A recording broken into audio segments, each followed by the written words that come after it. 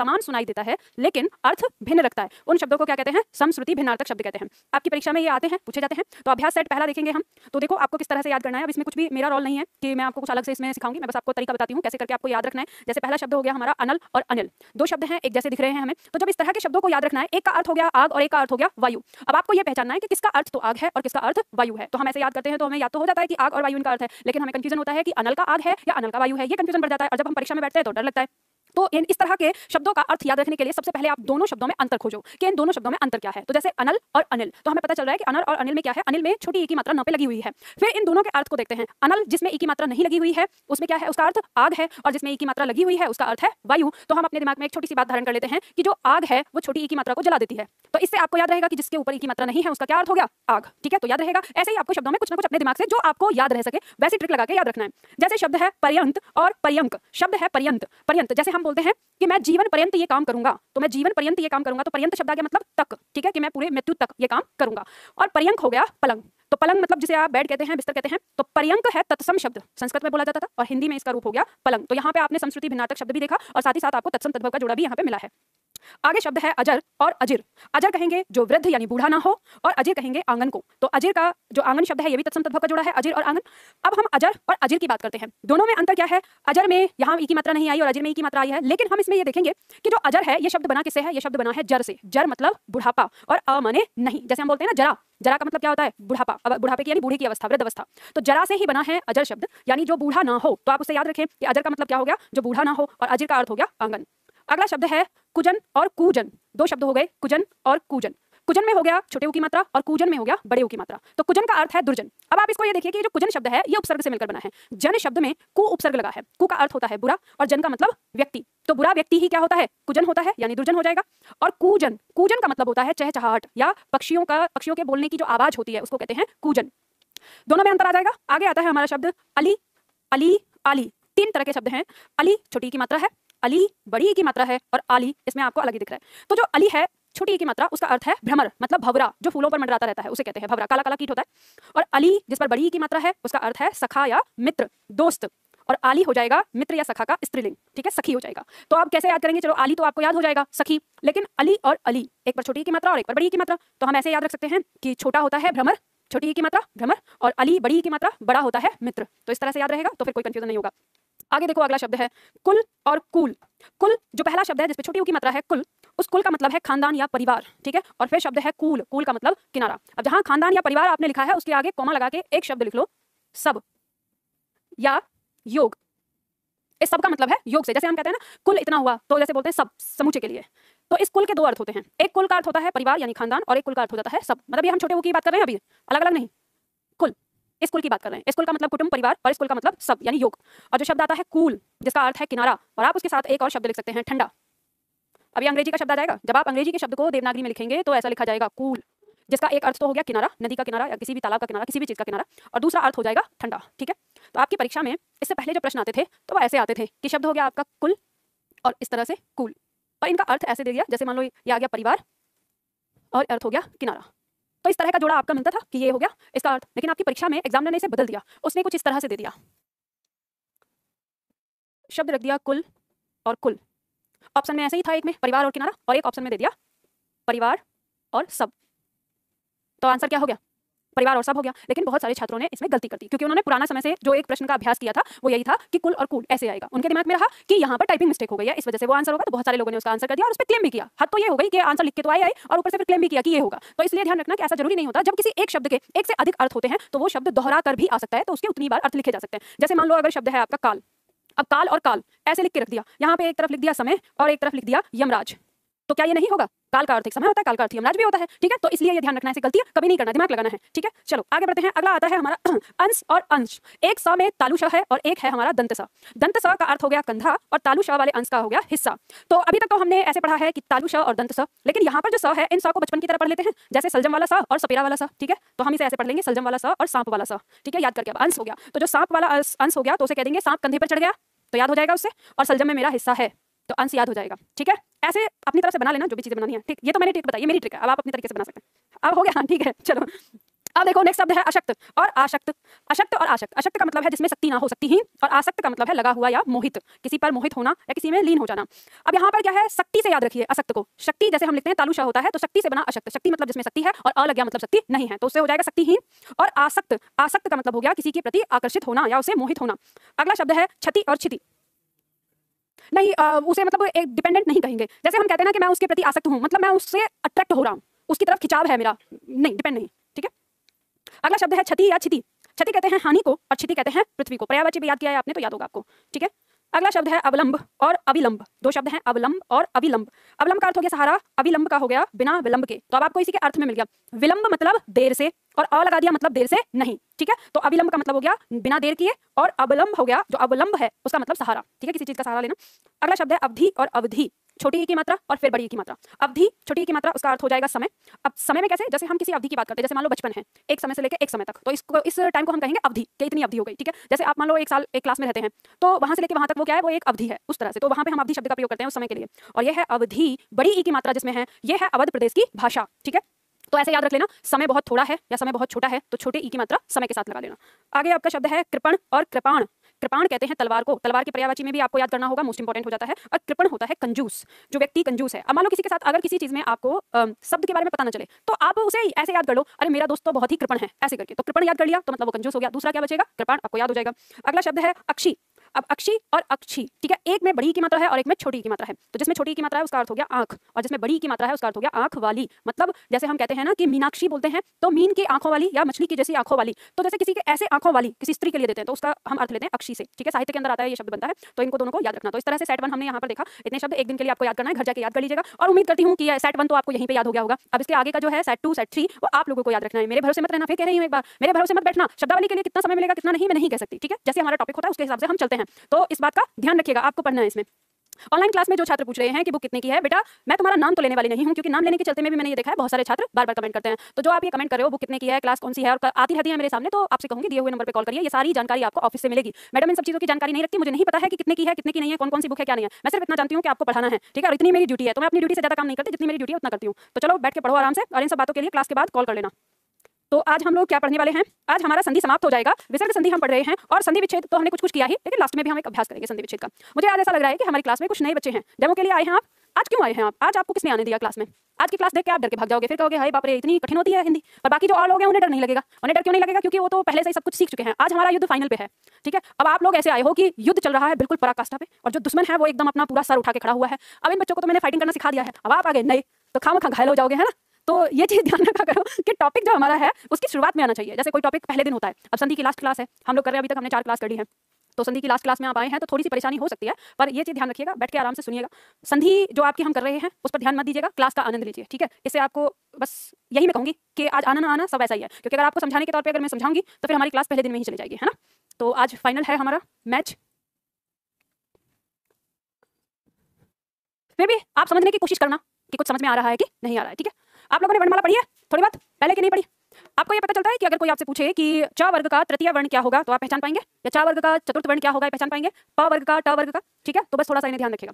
हम बात करते हैं विसर्ग संधि की। तो विसर्ग संधि हमारी कहती है कि यदि किसी विसर्ग का मेल किसी स्वर या व्यंजन से होता है तो विसर्ग में जो विकार उत्पन्न होता है उसी को हम क्या कहते हैं, संधि कहते हैं। मतलब ध्यान रखिएगा, अभी तक हम जो संधि कर रहे थे तो 2 अलग अलग जो वर्ण था, हमारा प्रथम शब्द का अंतिम वर्ण और द्वितीय शब्द का प्रथम वर्ण, इन दोनों के मेल से किसी एक वर्ण में विकार उत्पन्न हो रहा था, या दोनों मिलकर विकार उत्पन्न कर रहे थे, या दोनों वर्ण में ही परिवर्तन हो रहा था। लेकिन अभी जो हमारी विसर्ग संधि है, इस विसर्ग संधि में जो हमारा परिवर्तन होगा वो केवल और केवल विसर्ग में होगा। ये सबसे आसान है बनानी, सबसे आसान है पहचाननी, और सबसे आसान है इसका संधि विच्छेद। इससे ज्यादा आसान और किसी संधि में नहीं मिलेगा आपको देखने को। तो हम पहले नियम की बात करते हैं। पहला नियम कह रहा है कि विसर्ग का ओ हो जाना। विसर्ग का ओ कब हो जाता है?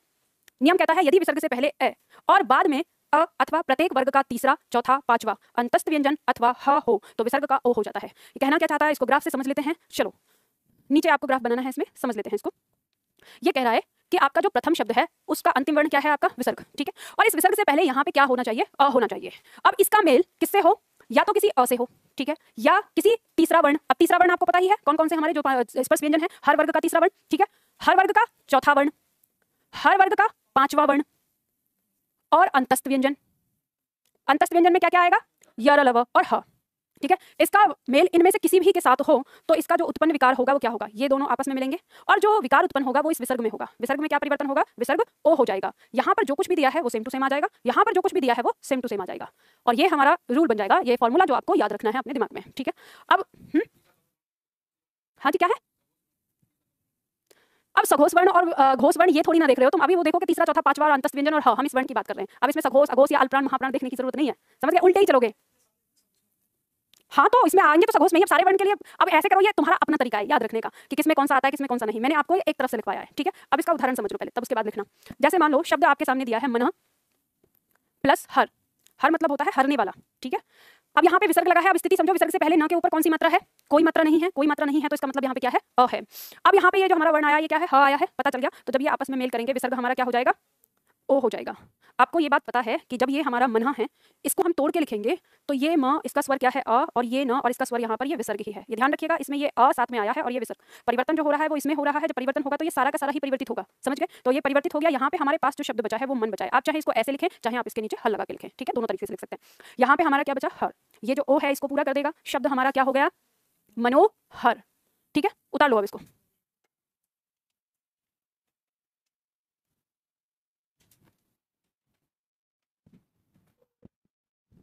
ये जो कौन छात्र हैं जिनको आप पीडीएफ में नोट्स में प्रॉब्लम हो रही है, एक बार आप बात कर लीजिए। नोट्स आपके सारे अपलोड हैं, अगर आपको दिक्कत हो रही है तो आप दिए हुए नंबर पर कॉल करके बात करिए स्टाफ से। ऐसा हो सकता है कि आपका फ़ोन पुराना हो, तो पुराने वर्जन में कई बार प्रॉब्लम आ जाती है। तो आप अपनी जो फ़ोन है उस मॉडल का जो भी नाम है वो आप स्टाफ को बताएंगे, हमारी टेक्निकल टीम आपसे कॉन्टैक्ट करेगी और आपकी जो समस्या है वो सॉल्व हो जाएगी, ठीक है। तो परेशान ना हो आप, यहाँ पे मत लिखो, दिए हुए नंबर पर कॉल करके अपनी समस्या बताओ।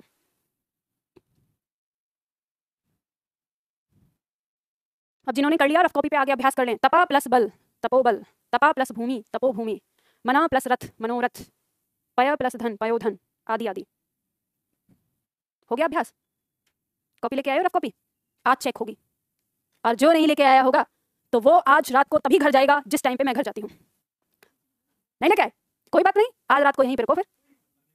हाँ खाना भी मिल जाएगा यहाँ पे, फिर बैठ के अभ्यास करो तब तक। हाँ मैथ की क्लास छूट जाएगी तो क्यों नहीं लेके आए रफ कॉपी? होमवर्क ही तो देखना है ना, तो इतना सा एक पेज पे ये होमवर्क आज दिखा रहे हो आप, और उसी दिन से आपको होमवर्क मिल रहा है। सारी संधियों के जो उदाहरण है सबको करना है विस्तार पूर्वक, हो जाते हैं। चलो टेस्ट लूंगी उसके बाद बताऊंगी। मैथ अच्छा है तुम्हारा? नहीं, अरे जिसका मैथ अच्छा होता है उसके लिए छूट होती है, क्योंकि मैं ये सारा क्या है, टोटल मैथ ही है। अभ्यास नहीं किया इसका मतलब। हाँ कितने नंबर आए? 25 में से 22। अच्छा स्कोर है, बढ़िया है, तब तो समझ लोगे आसानी से। समझ में आ रहा है कि नहीं आ रहा है ना, हो जाएगा समझ में। उतार लिया आप लोगों ने? देखो इसमें ना टोटल मैथ ही है और कुछ नहीं है। हाँ ले लेना, उठा लेना। तो अब इसके बाद देखो जो आपने अभी लिखा उसमें एक अपवाद है, अपवाद कहो या उसे क्रॉस करने वाला, जो भी आपको बोलना है। इसमें अपवाद ये है कि आपने जो यहाँ पर लिखा कि ये विसर्ग, और इस विसर्ग से पहले यहाँ अ का होना, और उसके बाद जो आपके पास लिखा हुआ है सारा वो सारी चीजें देख लो, यानी अ से लेकर हमने ह तक का जो भी लिखा था वो सब।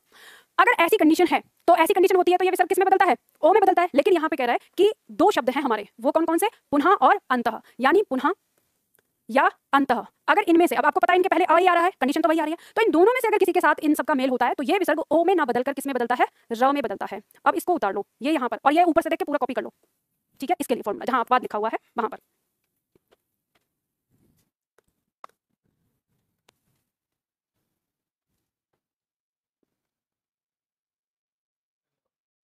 बताती हूँ, उतार लो पहले।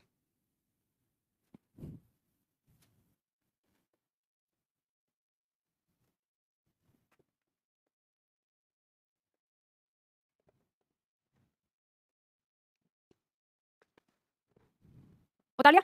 देखो यहाँ पे क्या कह रहा है, जो अपवाद लिखा है, अपवाद समझो या इसे ऊपर वाले नियम को क्रॉस करने वाला समझो, जो भी आप इसे कह सकते हैं। हमने नियम नंबर 1 पढ़ा। नियम नंबर 1 ने क्या कहा कि विसर्ग से पहले यहाँ अगर अ आया हो और उसका मेल किसी अ, तीसरा, चौथा, पांचवा, अंतस्थ या ह से हो रहा हो तो ये विसर्ग किस में बदलता है, ओ में बदलता है। लेकिन पुनः और अंतः के साथ ऐसा नहीं होगा। यदि यहाँ पे शब्द पुनः या अंतः लिखा हुआ है तो इसमें जो विसर्ग है इसका मेल जो परिवर्तन होगा वो किसमें होगा, र में होगा। ये बात समझ में आ गई? ये कह रहा है ये। तो उदाहरण के तौर पर आप देख सकते हो, जैसे मान लो शब्द हमारा दिया है पुनः प्लस जन।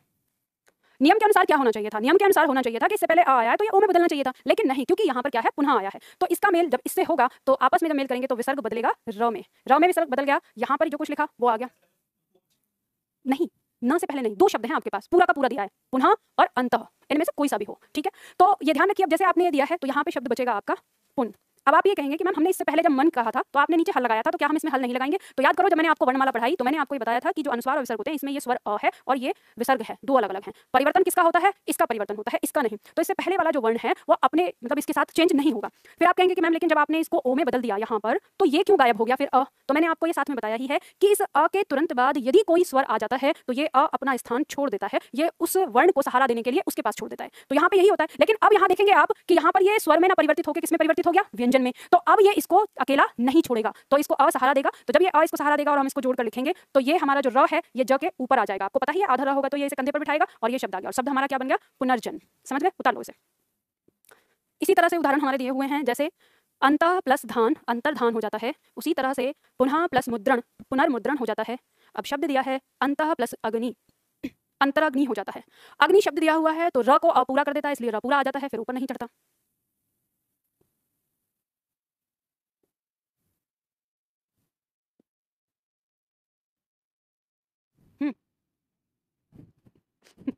क्या पूछना है पूछो, चलो बाद में पूछ लेना। इसका मतलब खुद को ये पता है कि मेरा जो क्वेश्चन है वो जेन्युइन नहीं है, उठपटांग होगा, इसीलिए तो खुद पे भरोसा नहीं है, चलो देखो पॉइंट नंबर 2 अब।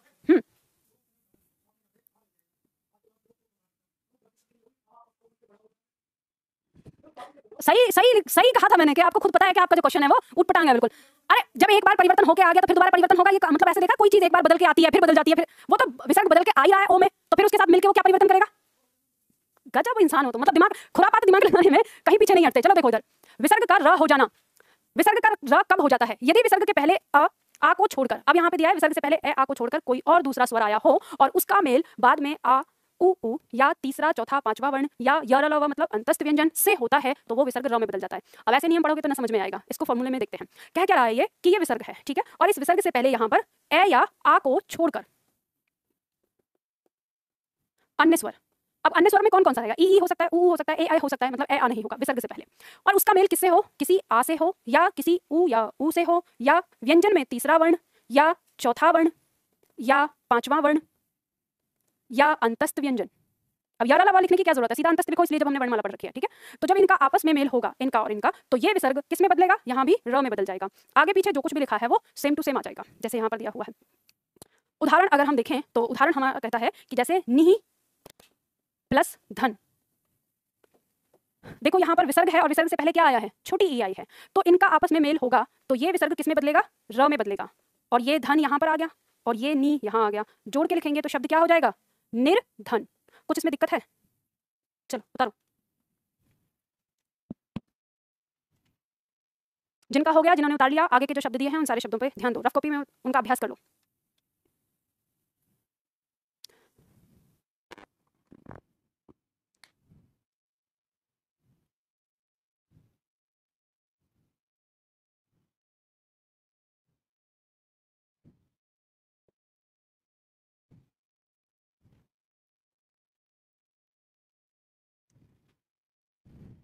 शुक्र है कि तुम लोग निधि मैडम से पढ़ रहे हो, अगर डांटती धमकाती हैं तो फिर तुमको समझाती भी हैं कि कैसे समझना है, वरना जिस स्टेज पे आके आप ये पढ़ाई कर रहे हो ना, इस स्टेज पे यहाँ पर ये सारी चीज़ें समझाने की नहीं होती हैं, समझ रहे हो ना? तो अपने आप को लकी समझो कि निधि मैडम से आके पढ़ रहे हो, आपको इतना बारीकी ये चीज़ें जो आपको बचपन में सीखनी चाहिए थी वो सारी चीज़ें यहाँ पे सीखने का मौका मिल रहा है। तो ऐसी स्थिति में अपने दिमाग को बिल्कुल शार्प रखो और सीधा सीधा, उसमें ये मत सोचो कि हम इसमें गलत गलत जाएं या कुछ उल्टा पुल्टा। कई बार क्या होता है कि जब छात्रों को समझ में आने लगता है तो वह ऐसे सोचते हैं कि अब ऐसी तड़कम लगाएं जो थोड़ा टफ वाला लगे, इतना आसान कैसे हो सकता है, मुझे ये समझ में आ कैसे सकता है? नहीं, इतनी आसानी से मुझे ये चीज़ समझ में नहीं आ सकती, मुझे इतनी आसानी से समझ में आ गया मतलब कुछ लो चाहे, तो मैं कुछ ऐसा लेके आऊँ जो ये उलझे। हाँ, कौन सा दिमाग में चलता है?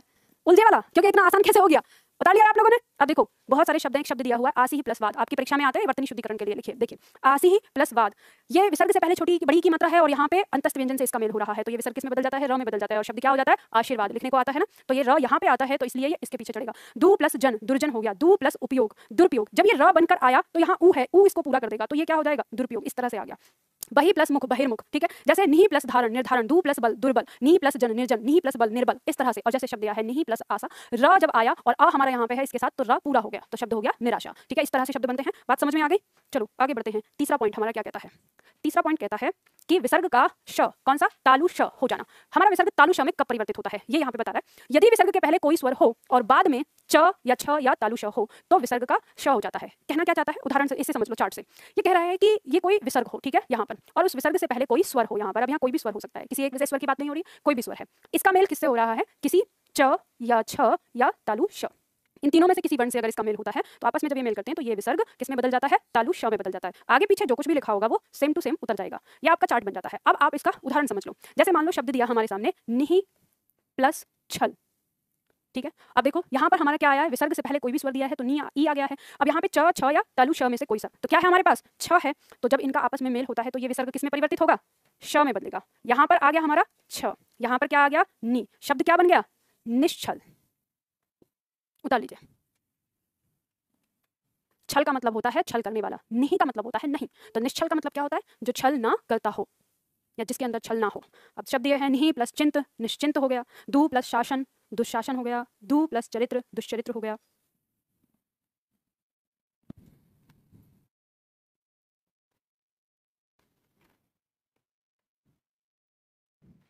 जो नए छात्र आए हैं, कुछ समझ में आ रहा है या ऐसे ही चल रहा है, पता नहीं मामला।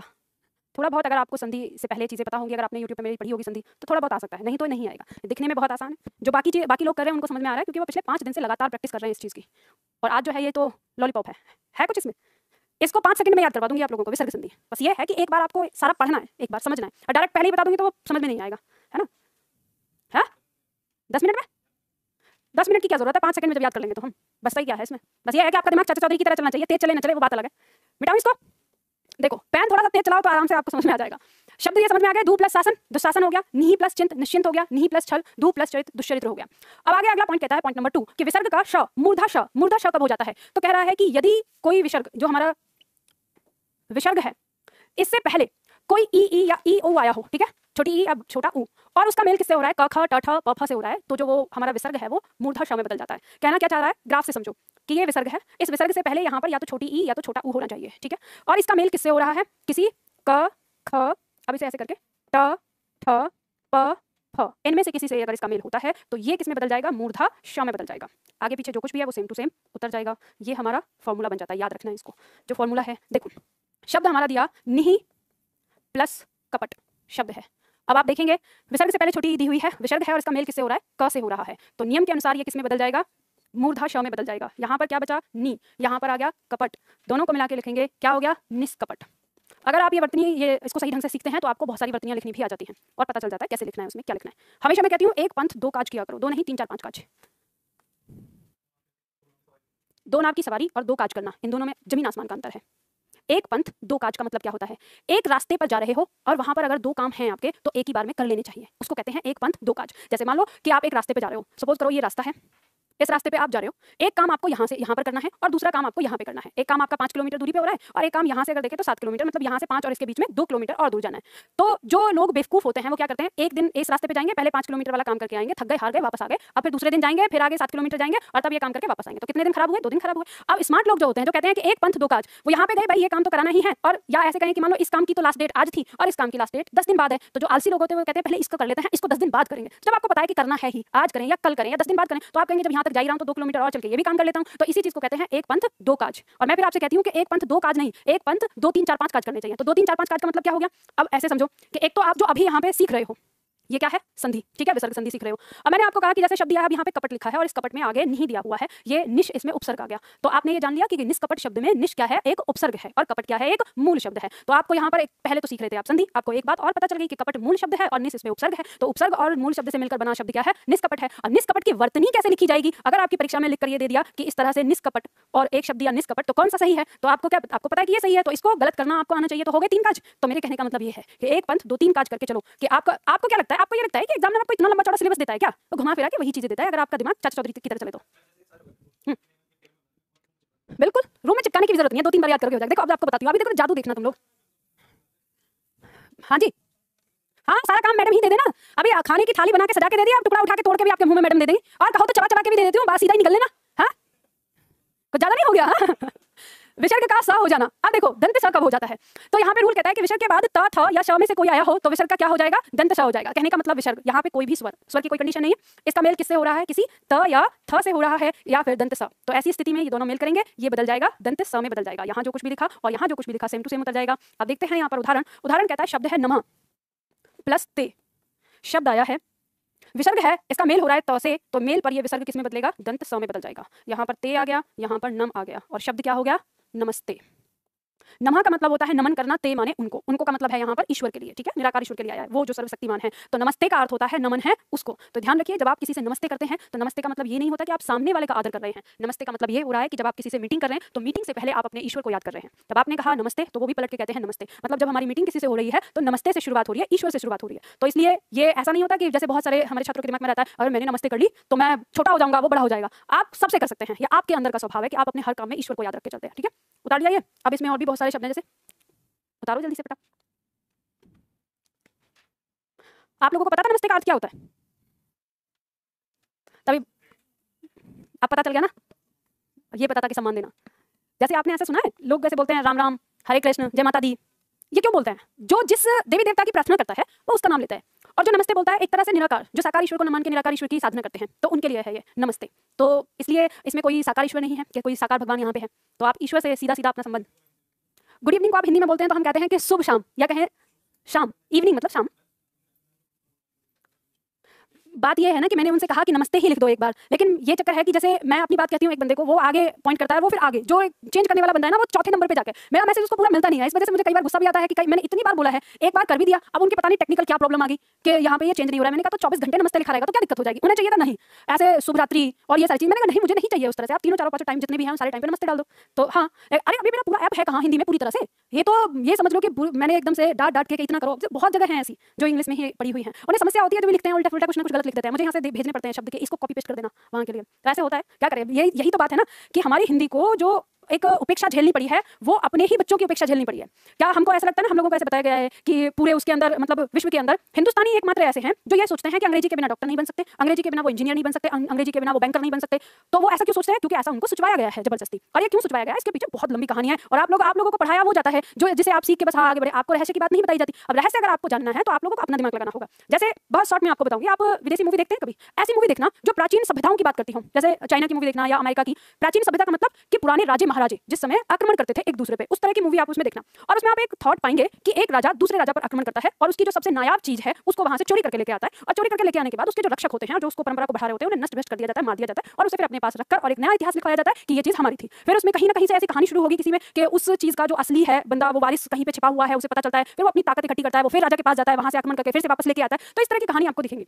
तो ये कहानी क्या है, ये कहानी कहीं बाहर से थोड़ी ना टपकी है, इसी समाज से टपकी है। हमारे हिंदुस्तान के साथ भी यही हुआ, आक्रमणकारी आते रहे। इतना तो आप पढ़ते हैं कि आक्रमणकारी आए भारत की चीजों से, जो यहाँ पर आकर आकर्षित हुए, फिर यहाँ व्यापार करने लगे, यहाँ पे शासन करने लगे, अपनी चीजें उन्होंने यहाँ पे थोपनी शुरू कर दी, हमारी चीजों को गायब करना शुरू कर दिया। तो ये सारी चीजें ऐसे नष्ट भ्रष्ट हो गई। हम अगर बात करें छोटी सी चीज, आप ये देखिए कि जैसे आपकी जो किस्से कहानी है, किस्से कहानियों में अगर किसी चीज की कल्पना है तो मतलब किसी ना किसी ने तो उसके बारे में सोचा होगा। तो जैसे आप बात करें अगर रामायण काल की, तो पुष्पक विमान की बात होती है, तो उस समय ये कहा जाता है कि वो मन की गति से चलने वाला, मतलब मन की इच्छा से चलने वाला वो विमान था, कि जैसा उसे बोल दिया जाता था वैसा वो करता था। ऐसा लोग बोलते हैं और कहते हैं ऐसा संभव ही नहीं हो सकता, वो जादुई था। भाई कैसे नहीं हो सकता, आप बोलते नहीं हो हेलो अलेक्सा एसी ऑन करो, हेलो अलेक्सा लाइट ऑफ करो, ये क्या है, ये आपकी इच्छा से चलने वाला ही तो काम है। जब आज हो रहे हैं तो उस समय क्यों नहीं हो सकते थे, तो हो सकते थे। तो ये ऐसे ही बने। लेकिन एक समय के बाद क्या हुआ, जब आपको ये पता है कि जब मुगल आए, मुगलों ने हमारे यहाँ की सारी जितनी भी लगभग आपको पुरानी पुस्तकालय जितने मिलते हैं वो सब जला दिए, नालंदा विश्वविद्यालय का पुस्तकालय जला दिया, जो कहा जाता है कि पूरे विश्व का, आखिर हमारे भारत को जगत गुरु किसी ने नाम दिया। अब आप देखेंगे कि हमारे यहाँ की किताबों में आपको हमारे देश का इतिहास कम देखने को मिलेगा। जो पुराने जो विदेशी लोगों के जो राइटर है, जो यहाँ आए थे और यहाँ की चीजों पर रिसर्च करने आए थे, आपको उनकी किताबों में यहाँ की कुछ रहस्य वाली कहानियां मिल जाएंगी कि भारत में ये था, भारत में वो था। अब जैसे कोहिनूर की बात करते हैं, कोहिनूर आज किसके पास है, इंग्लैंड के पास है, ब्रिटेन के पास है। अब लोग कहते हैं कि वो भारत का था, कैसे भारत के पास से चला गया, यहाँ से जाके वहाँ चला गया। अब क्योंकि अंग्रेज आए, यहाँ की नायाब चीज थी, उठा के ले गए। अब जब अंग्रेज यहाँ पर आए तो उसी में आता है कि उसी परंपरा में जब अंग्रेजों को देखा कि ये जो एक समुदाय है यहाँ का, यहाँ पे बहुत बड़ी सभ्यता है, तो अंग्रेजों ने यहाँ की सभ्यता को सीखना शुरू किया। सबसे पहले अंग्रेजों ने यहाँ पे संस्कृत सीखी, संस्कृत सीख के यहाँ के वेद पुराण जितने भी थे हमारे, उन सबको वो ले गए, उनको ट्रांसलेट किया अपनी भाषा में और उन सारी चीजों से उन्होंने सीखा और फिर वो यहाँ से चले गए। अब वो जो चीजें यहाँ पे सीखी, उन सारी चीजों को अपना बनाने के लिए क्या करना होगा, तो उन सारी चीजों को अपना बनाने के लिए करना ये होगा कि इन लोगों की आने वाली पीढ़ी को ऐसा बता दो कि आप तो कुछ जानते ही नहीं हो, ऐसा कुछ फैला दो। तो उन्होंने यहाँ पर अंग्रेजी भाषा को सिखाना शुरू कर दिया और संस्कृत भाषा को मिटाना शुरू कर दिया। संस्कृत भाषा धीरे धीरे हमारी परिवर्तित हुई, उसी दौरान में हिंदी में आ गई। तो हमारे सबसे नजदीक, संस्कृत के नजदीक क्या है, हिंदी। लेकिन जब हमारा देश आजाद हुआ तो वहां पर ये बताइए कि जिस समय हमारा देश आजाद हुआ था, सोचने वाली बात है, उस समय हमारे देश की कितनी जनसंख्या ऐसी थी जो अनपढ़ थी। माना जाता है कि शायद हम 30% ही लोग थे जो वहां पे पढ़े लिखे लोग होंगे। और अंग्रेजी जानने वाले जी कितने लोग थे?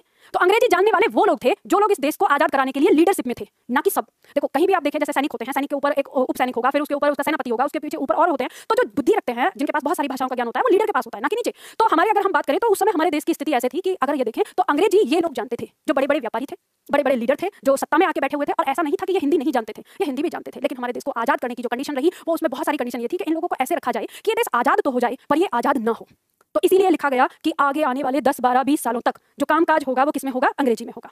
हमारे संविधान में लिख दिया। आप खुद ही सोचो, बाकी और जो कंट्री आजाद हुए थे, हर कंट्री ने एक दावे के साथ कहते अंग्रेजी नहीं पढ़ाई जाएगी, जो भी कामकाज होंगे अपनी भाषा में होंगे। जर्मन के बारे में सुना जाता है कि वहां लॉ पारित हो गया था कि 6 महीने का समय दिया जाता है, अगर अधिकारीगण इंग्लिश नहीं छोड़कर जर्मनी नहीं सीखेंगे तो वो जा सकते हैं, रिटायर उनको कर दिया जाएगा। और वहां पे फिर उन्होंने सीख ली जर्मनी में और उनका सारा कामकाज वहां होने लगा। लेकिन हिंदुस्तान में ऐसा क्यों नहीं हुआ? क्योंकि हिंदुस्तान को आजादी तो मिल गई, लेकिन हिंदुस्तान के लोगों के दिमाग में ये ठूस दिया गया कि आप अगर हिंदी पढ़ते हैं, हिंदी लिखते हैं, तो आप अनपढ़ गवार, आप बेवकूफ हैं। ये हमारे दिमाग में रखा जाता है। आप खुद सोचो, मन से सोचो, आप चाहते क्या हो? आपको हिंदी इंग्लिश नहीं आती, नहीं बोली जाती, ना ढंग से पढ़ी जाती, लेकिन आप क्या कहते हो? मेरा बच्चा जब होगा ना, उसको अंग्रेजी स्कूल में डालूंगा। मेरे अंदर की जो ये कसक है वो मेरा बच्चा पूरा करेगा। मतलब कहीं ना कहीं हम सबके अंदर ये वाली चीज है, हम सब कर रहे हैं। क्या हम प्राउड नहीं कर सकते कि हम हिंदुस्तान में रह रहे हैं, हमको हिंदी आती है, हिंदी बोलनी आती है, हिंदी लिखनी आती है, हिंदी पढ़नी आती है? नहीं आती अंग्रेजी, तो हमें कौन सा ब्रिटेन में जाकर व्यापार करना है? यही तो करना है। आपको देखिए कि जो कितने लोग हैं, जो इंसान दिन भर दिन रात अंग्रेजी का गुणगान गाता है, आप उसकी जीवन शैली को देखना, उसमें भी वो 50%, मैं 50% ले रही हूं जबकि रेशियो ज्यादा है, वो 50% अपने दिन के हिस्से में हिंदी का प्रयोग करता है। जो अंग्रेजी का कट्टर भक्त है बिल्कुल पूरी तरह से, वो भी प्रयोग करता है 50%। भाई इतने बड़े अंग्रेज हो तो छोड़ दो ना हिंदी बोलना बिल्कुल। लेकिन और सबसे ये चीज मैं आपको बताऊं, जो बहुत ज्यादा ये लेके चलते हैं कि ये नहीं हो सकता, वो नहीं हो सकता, वो सारे लोग 70% हिंदी दिन भर की दिनचर्या में बोलते हैं। 30% ही है जब उनके आसपास से कोई अनजान व्यक्ति गुजरता है उस पर रौब झाड़ने के लिए। बाकी जैसे ही वो निकल जाएगा फिर अपनी वही गवारू लैंग्वेज में आ जाएंगे, वो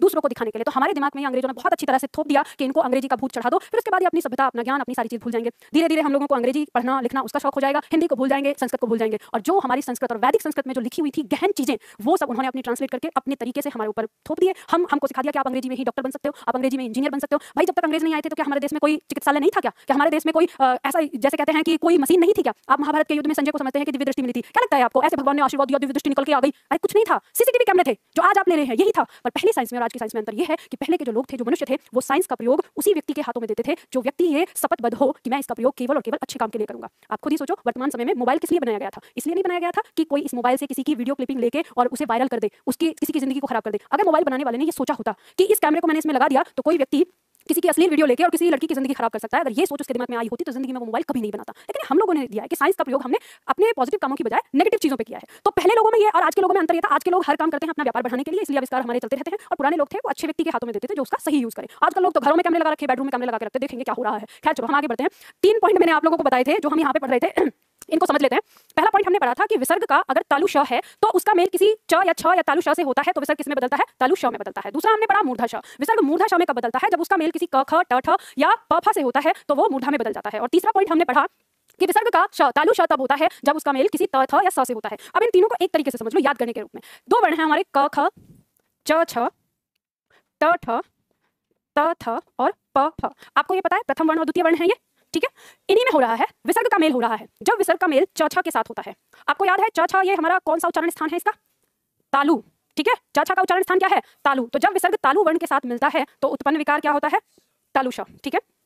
उसके बाद जब हमारा विसर्ग त थ दंत के साथ मिलता है तो उत्पन्न विकार क्या होता है? दंत स। और जब हमारा जो विसर्ग है, अब बाकी जो बचेगा, ठीक है, ट ठ क ख और प फ जो बच गया तीनों, तो इसके साथ क्या आ जाता है? मूर्धा। कोई दिक्कत होगी? आराम से याद हो गया, ठीक है? लिखा हुआ है आपके पास, लिखना है नहीं। तो ये हमारा था रूल नंबर अ, ये था हमारा ब और ये हो गया हमारा स। 3 थे, यही समझ गए? तो इसमें कोई दिक्कत नहीं। चलो आगे बढ़ते हैं। इसके बाद आता है हमारा विसर्ग का लोप हो जाना। विसर्ग का लोप हो जाना, लोप का मतलब गायब। ऐसा होता है कि हमारा विसर्ग लोप हो जाता है किसी कंडीशन पे। कह रहा है कि यदि विसर्ग के बाद र आया हो तो विसर्ग लुप्त हो जाता है और उसके पहले का स्वर जो है वो दीर्घ हो जाता है। ये कहना क्या चाहता है इसको समझो। कोई विसर्ग है, उस विसर्ग से पहले है लघु स्वर, ठीक है? कोई लघु स्वर है और यहाँ विसर्ग आया है और इस विसर्ग का मेल हो रहा है किससे? किसी र से। तो क्या होता है कि जब ये आपस में मिलते हैं तो ये जो विसर्ग है ये गायब हो जाता है। क्रॉस का मतलब गायब कर लेते हैं, ठीक है? लोप। या फिर लिख लेते हैं, ये क्या हो जाएगा? लोप। यहाँ पर जो ये लघु है, ये लघु किस में बदल जाता है? दीर्घ में बदल जाता है, दीर्घ स्वर में परिवर्तित हो जाता है। और यहाँ पर जो र है वो उतर जाएगा। ये फॉर्मूला अब इसको देख लो। जैसे शब्द है हमारा निहि प्लस रस, तो आपको पता है कि यहाँ पर जो हमारा शब्द है ये विसर्ग है, विसर्ग से पहले लघु स्वर है, तो इस विसर्ग का मेल किससे हो रहा है? र से हो रहा है। तो जब हम इनको आपस में देखते हैं तो ये विसर्ग क्या हो जाता है? गायब हो जाता है, ठीक है? और ये जो लघु है स्वर, ये किस में बदल जाएगा? दीर्घ में बदल जाएगा। ये दीर्घ हो गया और यहाँ पर जो लिखा है वो ये आ गया। अब जोड़ दो इनको, ये शब्द क्या हो गया? नीरस। इसी तरह से आपका शब्द आता है नी प्लस रोग निरोग, नी प्लस रस नीरस, नी प्लस रव नीरव।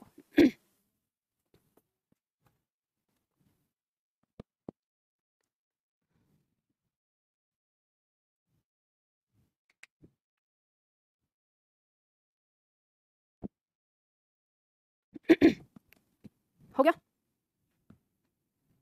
मिटा दूं। लास्ट पॉइंट आपका आता है नमः एवं पुर में विसर्ग का स हो जाना। यहाँ पर नमः और पुर के साथ यदि किसी विसर्ग का मेल यानी इनके विसर्ग का मेल किसी क या प से होता है तो वो विसर्ग किस में बदलता है? स में बदलता है। ये कह रहा है नमः या पुर का मेल किससे हो? किसी क या प से, तो इसका जो विसर्ग है वो दंत स में बदलता है, आगे पीछे उतर जाएगा। अब आपको इसे रूल को याद करना है, रूल को याद करना या फिर ये दो उदाहरण याद कर लेना, बात यही है, ठीक है। उदाहरण भी यही है हिंदी में, जैसे शब्द है आपका नमः प्लस कार, तो यहाँ इसका मेल इसके साथ हो रहा है, ये किस में बदल जाएगा? स में बदल जाएगा। यहाँ आ गया कार और यहाँ आ गया नम, शब्द क्या हो गया? नमस्कार। या इसी तरह से शब्द दिया है पूरा प्लस कार, ये बदल जाएगा स में और शब्द क्या हो जाएगा? पुरस्कार। पुरस्कार नहीं होता, र के ऊपर ऊ की मात्रा नहीं होती है, हम बोलते हैं उच्चारण में गलती हो जाती है। तो आपके पास दो ऑप्शन है, या तो आप इस नियम को याद रखो या दोनों शब्दों को याद रख लो। इसके बाद आपकी किताबों में बहुत सारे नियम और भी दिए हुए हैं जहां पर कोई संधि नहीं होती। जैसे आप देखेंगे किताब में देखने को मिलेगा कि प्रातः प्लस काल, ऐसे लिखा होता है कि प्रातः प्लस काल, तो कुछ ऐसा होता है कि विसर्ग का मेल यदि किसी क से होता है, अगर उसके पहले अ आया हो तो कोई परिवर्तन नहीं होता, ऐसा कहा जाता है। तो प्रातः काल ऐसे ही हो जाता है। तो जब परिवर्तन हो ही नहीं रहा तो उसको संधि में पढ़ने का क्या फायदा, समझ रहे हैं? जब परिवर्तन ही नहीं तो उसे संधि में नियम बनाने का कोई मतलब नहीं होता। तो इसलिए मैंने वो सारी चीजें जो है हटा दी हैं, जिसमें कोई परिवर्तन नहीं, उन परिवर्तन वाली चीजों को हटा दिया गया है। मिटा दूं इसको। अब देखो, अब आपको बताती हूँ विसर्ग संधि को आपको कैसे याद रखना है। देखो, संधि की पहचान याद करने के लिए ये आपको दिया हुआ था, आप बचपन में सीखते आए हैं या अभी भी सीखते हैं, ट्राई तो करते ही हैं कि थोड़ा सा अलग याद कर लें, कुछ ऐसा मिल जाए जिससे याद हो जाए। तो फिर आपको कुछ ऐसा मिलता है कि शब्द के बीचों बीच यदि आपको बड़ा अ और बड़ी ई और बड़ा उ दिखाई देगा तो वो शब्द, वो हमारी संधि कौन सी होगी? दीर्घ स्वर संधि, ठीक है। जैसे उदाहरण हिमालय, नदीस और भानुदय दिया हुआ है। इसी तरह से जैसे गुण संधि के लिए दिया है, शब्द के बीचों बीच ए ओ दिखाई दे तो हमारा जो शब्द है वो क्या हो जाता है? मतलब उसमें गुण संधि पाई जाती है। तो जैसे दिया है उमेश और चंद्रोदय, और मैं आपसे कहूँ कि अगर मनोरथ लिखा होगा तो इसमें क्या लगाएंगे? विसर्ग कैसे लगाएंगे? शब्द के बीचों बीच ओ दिखाई दे रहा है आपको, तो गुण संधि होगी कि नहीं होगी?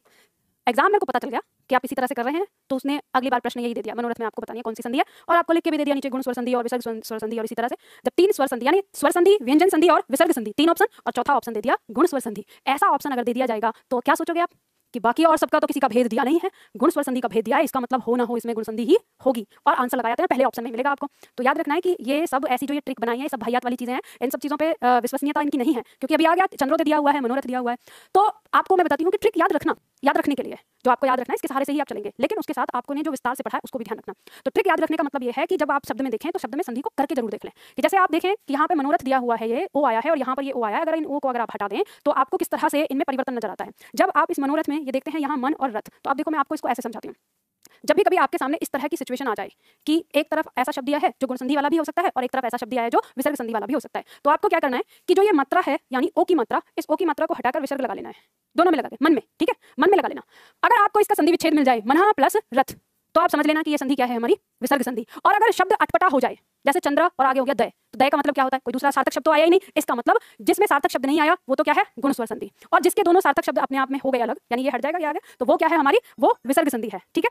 तो इस तरह से आप पहचान सकते हैं। आप कोई भी शब्द ले लें, जैसे मनोबल हो जाएगा, तपोबल हो जाएगा, तपोभूमि हो जाएगा, उसमें देखेंगे आराम से निकाल लेंगे। अब इसके आगे शब्द आया हमारा जैसे वृद्धि स्वर संधि है, शब्द के बीचों बीच आपको ये दो वर्ण दिखाई दें तो वृद्धि संधि होती है, तो इसमें भी आपको देखना है जैसे सदैव शब्द देख रहे हैं तो आपको तोड़ के देखना है सदा प्लस एव होता है कि नहीं होता, ऐसे ही नहीं लगाना। हालांकि इसमें कोई ट्विस्ट नहीं है, ये सीख सकते हैं। हाँ, किसमें? कौन कौन बोल रहे हो? या कौन सा? ये क्या है? ये नहीं, ये शब्द क्या है मैं ये पूछ रही हूँ, मुझे नहीं पता ये शब्द क्या है। आपको पता है किसी को? वो प्रौढ़ नहीं, वो प्रौढ़ है, ठीक है, जिसे बड़ा कहते हैं प्रौढ़ अवस्था मतलब विकसित, उसमें कोई संधि नहीं है, और संधि उसमें होगी दो शब्द चाहिए उसके टुकड़े के बाद, ठीक है। भाई सच में ना तुम लोगों का, अरे भाई वो सार्थक शब्द है अपने आप में, उसके दो टुकड़े नहीं हो सकते। मैंने आपको क्या बोला है? अगर सदैव शब्द आप देख रहे हैं, सदैव शब्द में भी आप वृद्धि संधि यूं ही नहीं लगा सकते जब तक आप इसके दो टुकड़े नहीं करके दे सकते, समझ गए ना। तो आपको अब ऐसा मुंह मत बनाना, मुझे गुस्सा आता है, मैंने कितनी बार कहा कि तुम इधर कोने में बैठा करो, तुम पूरी क्लास का ना एकदम से वो बना देते हो ऐसे। ये क्या हुआ? अब तुमको ये बताया कि जो प्रौढ़ शब्द है वो एक सार्थक शब्द है, वो किसी टुकड़े से नहीं बनाया कि नहीं दो शब्दों से ना, आप उसमें ये क्या हुआ? आपको ये बात नहीं समझ में आ रही? हमने जब संधि सीखी है तो संधि में हमने देखा है कि दो शब्द, पहले दिन ही आपको समझाया कि दो शब्द कम से कम चाहिए, आप टुकड़ों में नहीं बना सकते कि कुछ भी शब्द उठाया और आप ये कहेंगे। मैंने देखो आपको पहले बताया जैसे शब्द हमारा आ गया, मान लो पवन लिखा है, और पवन में अगर आपको किसी ने बता दिया कि इसमें संधि हो गई, तो आप ये सोचते हैं कि पवन में संधि होगी तो मतलब किसी भी शब्द में संधि हो जाएगी, ऐसा जरूरी नहीं है। आपको उसके दो टुकड़े चाहिए। अब पवन के अंदर एक प्रत्यय है और एक धातु है, तब जाके ये पवन में संधि हुई है, तो हमें वो टुकड़ा चाहिए, जो टुकड़ा है या तो धातु चाहिए या तो प्रत्यय चाहिए। अब ऐसे ही आप यूं ही किसी शब्द को उठा के नहीं बना सकते। अब जैसे यहाँ पर महोज शब्द दिया है तो इसमें महा प्लस ओज, ये दो शब्द आपको चाहिए ही चाहिए, तब ये संधि बनके महोज होता है। ऐसे नहीं होगा कि आप कुछ भी टुकड़ा रख देंगे, जैसे मैंने कहा मान लो इसे तोड़े हम चंद्रो करके द करके लिख दें, तो द कोई अपने आप में सार्थक शब्द नहीं है, तो उससे कोई संधि नहीं बनने वाली, समझ गए ना। और ये भी आप देख सकते हो अगर आपका दिमाग चलता है कि अगर मान लो आपने इस द को बाहर निकाल भी लिया तो आप देखेंगे पहला वर्ण द हो जाता है, जो कि क्या है, व्यंजन है, और हम उसको देख रहे हैं गुण संधि। गुण संधि का मतलब स्वर संधि, और स्वर संधि का मतलब दोनों तरफ स्वर होना आवश्यक है। तो आपका दिमाग में तो 50 सवाल ऐसे ही उभर के आते हैं। तो हर एक पॉइंट पे मैंने चीजों को आपको समझाया है। तो ध्यान देना, जब भी कोई आप शॉर्ट ट्रिक देखोगे तो शॉर्ट ट्रिक वो करने से पहले आपके 2 टुकड़े होने चाहिए। अब जैसे यहाँ पर देखें तो पहचान के लिए आप ये इस तरह से देख सकते हो, जैसे दिया है यण स्वर्णी की अगर पहचान करनी है, शब्दों के बीचों बीच य व और र दिखाई दे और इनसे पहले कोई वर्ण आधा हो, तो कौन सी संधि होगी, यण संधि। और मैंने आपको बताया था शब्द लिख के, सत्याग्रह।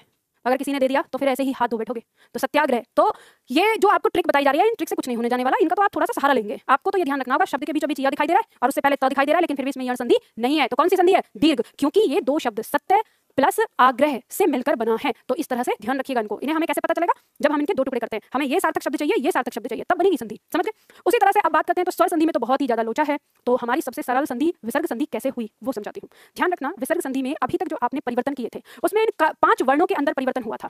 ये जो तीनों श आए हैं इनकी कंडीशन आपको पता है, क ख से लेके पहले 10 वर्ण जो है, पहला और दूसरा, उसमें हमने देख लिया उच्चारण स्थान के आधार पर ही विसर्ग में बदलता है। 2 हमारे बचते हैं, 2 रूल, पहला रूल और दूसरा रूल, उसमें ओ और र होता है। तो कहने का मतलब ये है कि जब भी किसी शब्द में आपसे ये पूछा जाए, किसी भी शब्द के बीचों बीच आपको या तो ओ दिखाई दे या आधा र दिखाई दे या पूरा भी र आ सकता है और तीनों श में से कोई सा भी दिखाई दे, तो आप उन इन में से किसी भी वर्ण के स्थान से उसे हटाकर विसर्ग में बदल लेना और जो बचाएगा टुकड़ा वो आपका सार्थक शब्द बचेगा। कैसे, जैसे उदाहरण के तौर पर हम देखें, हमने शब्द किया था, जैसे मान लो शब्द ये है तपोभूमि लिखा हुआ है, ठीक है। अगर ऐसे आ गया, आपको ये नहीं पता है इसके बारे में, ठीक है, तपोभूमि लिखा हुआ है, आप देख जानना चाहते हैं शब्द के बीचों बीच ओ आया है कि ये हमारी विसर्ग संधि है या क्या, तो आप इस ओ को हटाकर यहाँ पर क्या लिख देंगे, विसर्ग। दोनों टुकड़े मिल गए आपको, तपा और भूमि, ये दोनों मिल गए।